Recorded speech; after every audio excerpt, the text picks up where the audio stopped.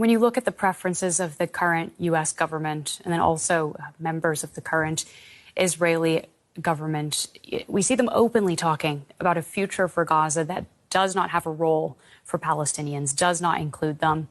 Without that political willpower for a two-state solution, do you think it makes sense to keep pushing for it, or will we always be pushing up against a dead end if that's the route to take?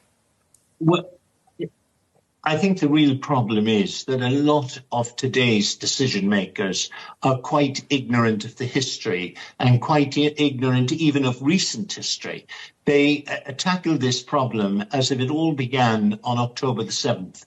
And we hear that way of speaking. I think there is no way that the people of Gaza will voluntarily move out of the territory.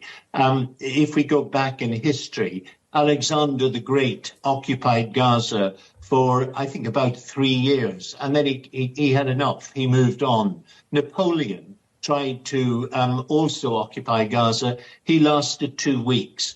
The one thing about Gazan people, and they are part of the Palestinian people, but the one thing about Gazans is their enormous resilience. And I think whatever plans are made in Washington or in Tel Aviv or anywhere else, the fact is that it'll come up against this very strong, independent people who love their land and want to live there like anyone else wants to live in their own land with peace and security.